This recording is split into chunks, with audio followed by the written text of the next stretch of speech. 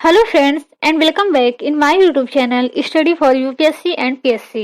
Friends IAS and PCS बनना हजारों लाखों स्टूडेंट का सपना होता है क्योंकि हम जानते हैं कि एक स्टूडेंट के लिए IAS and PCS best career option है। तो फ्रेंड्स अगर आपने भी आईएएस एंड पीसीएस की तैयारी शुरू कर दी है या शुरू करने के बारे में सोच रहे हैं लेकिन आपको नहीं पता कि आईएएस क्या होता है, पीसीएस क्या होता है, दोनों में क्या अंतर होता है, क्या दोनों की तैयारी एक साथ की जा सकती है, तो ये वीडियो आप ही के लिए है। तो आइए सबसे पहले हम जानते हैं कि आईएएस एंड पीसीएस में क्या अंतर होता है। तो फ्रेंड्स देखिए, आईएएस एंड पीसीएस दोनों का ही काम केंद्र सरकार व राज्य सरकार द्वारा बनाई गई पॉलिसी और प्लान को लागू कराना होता है। यानी वो जिस भी राज्य में, जिस भी क्षेत्र में है, उस क्षेत्र का विकास करना ही उनका प्रमुख काम होता है। लेकिन इनके सिलेक्शन में, प्रमोशन में, सैलरी में, पावर में, सभी में अंतर होता है। तो आइए एक एक करके हम इन अंतर को जानने का प्रयास करते हैं। तो आइए सबसे पहले हम जानते हैं कि आईएएस एंड पीसीएस का सिलेक्शन कैसे होता है, इन दोनों के सिलेक्शन में क्या अंतर है। तो आईएएस के सिलेक्शन के लिए यूपीएससी नामक ऑर्गेनाइजेशन का गठन किया गया है। यूपीएससी यानी यूनियन पब्लिक सर्विस कमीशन। तो यूपीएससी जो है कई सारे एग्जाम कंडक्ट कराती है नेशनल लेवल पर, लेकिन उनमें से जो सबसे इम्पोर्टेंट है वो है सिविल सर्विस एग्जामिनेशन। और इस सिविल सर्विस एग्जामिनेशन में लगभग 1000 सीट होती हैं, जिसके लिए पूरे देश से 5 से 6 लाख स्टूडेंट जो है अप्लाई करते हैं। और ये सभी स्टूडेंट जो है और फाइनल रिजल्ट आने के बाद जो सभी स्टूडेंट है वो आईएएस नहीं बनते। यानी कि साल अगर 1000 सीट है तो 1000 सीट क्वालिफाई करने वाले सभी स्टूडेंट जो हैं आईएएस नहीं बनेंगे। केवल वही स्टूडेंट आईएएस बनते हैं जिनकी रैंकिंग हाई होती है। यानी कि जिनकी रैंकिंग जो होती है 100 के अंडर में होती है वो बनते हैं आईएएस। और इसके बाद जिनकी रैंकिंग होती है 100 से लेकर के 250 तक वो बनते हैं आईपीएस। फिर जैसे जैसे इनकी रैंकिंग लो होती जाती है वैसे वैसे इनका पोस्ट भी लो होता जाता है, जैसे कि आईएफएस यानी Indian forest service, IRS Indian revenue service, जो कि ये सभी पोस्ट क्या है आईएएस से थोड़े कम है। तो इस प्रकार हम देखा कि यूपीएससी क्या कराती है, सिविल सर्विस एग्जामिनेशन करवाती है जिसमें लगभग 1000 सीट्स होते हैं। लेकिन 1000 सीट पर क्वालिफाई करने वाले सभी स्टूडेंट आईएएस नहीं बनते। केवल वही स्टूडेंट आईएएस बनते हैं जिनकी रैंक जो होती है औरों से ज्यादा होती है, यानी 100 के अंडर में होती है। जैसे कि आपने देखा होगा टीना डाबी, अतः रामी, सृष्टि देशमुख, इन सबका नाम सुना होगा। तो इन सभी की रैंकिंग 1 थी। और इसके अलावा आप जो भी देखते हैं, जो भी टॉपर आप जिसको कहते हैं, जिनकी भी रैंकिंग 1 से लेकर के 100 के अंडर में रहती है, वो सभी जो है वो आईएएस कहलाते हैं। और इसके बाद जिनका रैंकिंग थोड़ा सा कम होता है वो बनते हैं आईपीएस। जैसे कि आप लोगों ने कुछ आईपीएस का भी नाम सुना होगा, जिसमें साफिन हुसैन जो है सबसे फेमस हैं। तो तो आइए अब जानते हैं कि पीसीएस का सिलेक्शन कैसे होता है। तो जैसे आईएएस के सिलेक्शन के लिए यूपीएससी का गठन किया गया है, वैसे ही पीसीएस के सिलेक्शन के लिए पीएससी का गठन किया गया है। पीएससी यानी पब्लिक सर्विस कमीशन। तो यूपीएससी जहां पूरे देश में एक ही है, वहीं पीएससी जो है अलग अलग राज्यों का अलग अलग होता है। जैसे कि बिहार का बिहार पीएससी, यूपी का यूपी पीएससी, मध्य प्रदेश का एमपी पीएससी।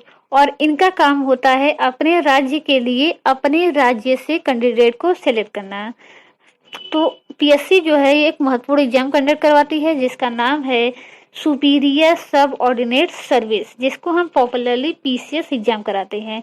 और यह पीसीएस एग्जाम जो होता है वो पूरे देश में नहीं होता बल्कि किसी एक राज्य में होता है।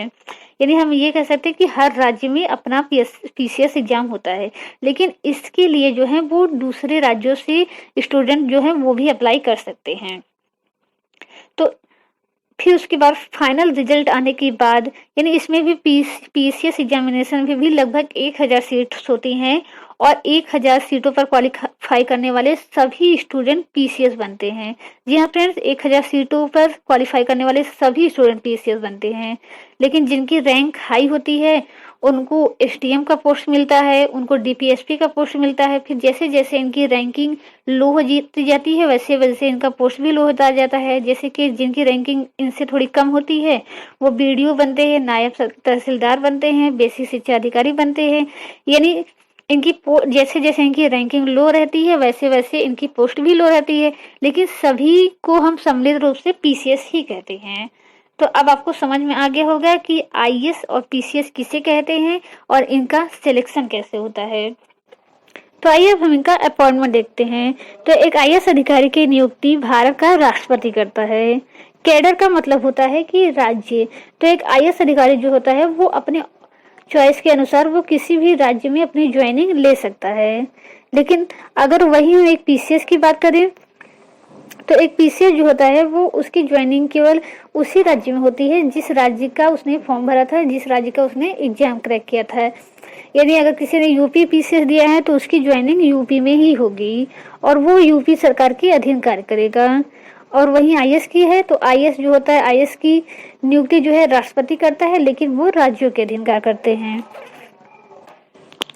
जहाँ एक आईएएस अधिकारी फॉरेन में भी अपनी सर्विस दे सकता है, एक राज्य से दूसरे राज्य में जा सकता है, वहीं पीसीएस जो होता है आजीवन एक ही स्टेट में रहते हैं, बस उनके डिस्ट्रिक्ट चेंज होते रहते हैं।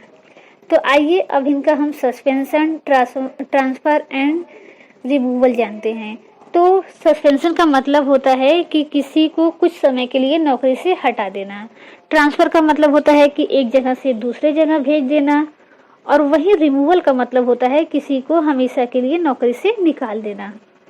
एक आईएएस अधिकारी की, तो एक आईएएस को स्टेट गवर्नमेंट जो है केवल सस्पेंड कर सकती है कुछ दिनों के लिए, उसको एक डिस्ट्रिक्ट से दूसरे डिस्ट्रिक्ट में ट्रांसफर कर सकती है, लेकिन उसकी नौकरी से निकाल नहीं सकती, यानी उसको रिमूव नहीं कर सकती। ये अधिकार जो होता है वो केवल सेंट्रल गवर्नमेंट और बेसिकली राष्ट्रपति के पास होता है। वो अगर वही हम पीसीएस की बात करें तो एक स्टेट गवर्नमेंट जो है वो एक पीसीएस अधिकारी को सस्पेंड भी कर सकता है, उसको ट्रांसफर भी कर सकता है एक जिले से दूसरे जिले में, और उसको हमेशा के लिए नौकरी से बर्खास्त भी कर सकता है। तो आइए अब हम दोनों का प्रमोशन देखते हैं। तो एक आईएएस अधिकारी की जो है करियर की शुरुआत वो एक एसडीएम के रूप में होती है। यानी एक जो आईएएस अधिकारी होते हैं वो सबसे पहले एसडीएम बनते हैं, फिर धीरे धीरे प्रमोट होकर के वो केंद्र सरकार में सचिव तक बन सकते हैं। और एक आईएएस अधिकारी जो एसडीएम बनता है उसको डीएम बनने में 5 से 7 साल लगते हैं। यानी सबसे पहले आईएएस जो क्वालिफाई करते हैं वो सबसे पहले डीएम एसडीएम बनते हैं, फिर 5 से 7 साल बाद वो डीएम बन जाते हैं। और वहीं हमने देखा कि जो पीसीएस क्वालिफाई करते हैं और अगर उनकी रैंक भी हाई होती है तो वो भी एसडीएम बनते हैं। और जो पीसीएस के थ्रू एसडीएम बनते हैं उनको डीएम बनने में 15 से 20 साल लग जाते हैं। जी हम फ्रेंड्स, उनको 20 साल लगभग लग जाते हैं और उनकी आगे प्रमोशन की संभावनाएं भी कम होती हैं। अगर हम देखें कि पूरे देश में जो जितने भी आईएएस की वैकेंसी सीट होती हैं उनमें से 33% जो है वो पीसीएस को प्रमोट करके भरी जाती हैं। इसी तरह जो डीपीएसपी होते हैं वो प्रमोट होकर के एसपी बनते हैं। इसके अलावा जो लोअर श्रेणी के पीसीएस होते हैं वो भी प्रमोट होते हैं, लेकिन बहुत ऊंचे पदों पे नहीं, यानी कि उन भी कभी भी प्रमोट होकर के डीएम नहीं बन पाते। तो आइए अब हम इनका पावर एंड रिस्पॉन्सिबिलिटी देखते हैं। तो जैसा कि हमने देखा कि आईएएस एंड पीसीएस दोनों का काम होता है कि केंद्र सरकार और राज्य सरकार की पॉलिसी को लागू करना, जो प्लान है उनके अनुसार कार्य करना। इसके अलावा आईएएस एंड पीसीएस जो है वो अपने क्षेत्र में उनका काम होता है खुद नई नई योजनाएं बनाना, उसको लागू करना, ज्यादा से ज्यादा लोगों का विकास करना, देखभाल करना। लेकिन अगर हम इनकी पावर और रिस्पॉन्सिबिलिटी की बात करें तो एक आईएएस अधिकारी के पावर एंड रिस्पॉन्सिबिलिटी जो होती है वो पीसीएस से कहीं ज्यादा होती है। क्योंकि हमने देखा कि आईएएस अधिकारी जो होते हैं पहले एसडीएम होते हैं, फिर कुछ ही सालों बाद वो डीएम बन जाते हैं। और जो डीएम होता है वो एक जिले का हेड होता है।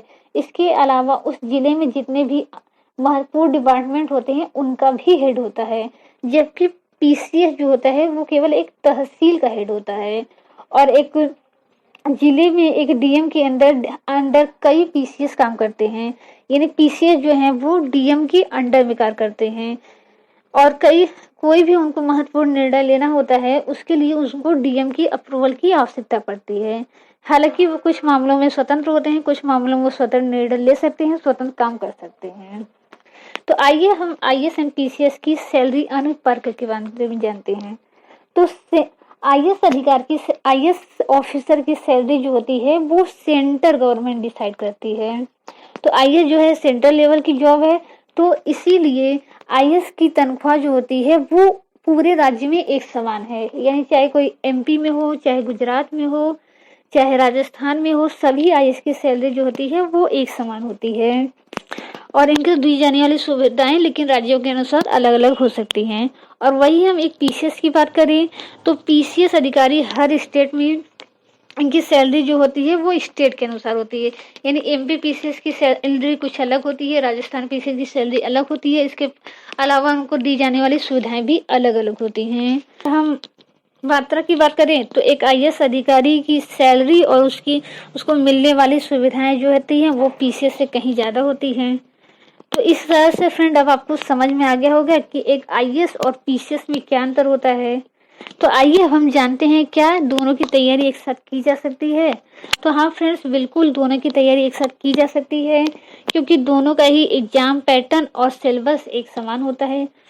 तो इसी तरह लेकिन आप जानते हैं कि आईएएस के जो ऑफिसर होते हैं उनकी पावर और रिस्पॉन्सिबिलिटी, सैलरी सब पीसीएस से कहीं ज़्यादा होती है। तो इसीलिए आईएएस का एग्जाम जो है वो पीसीएस से कहीं ज़्यादा टफ होता है।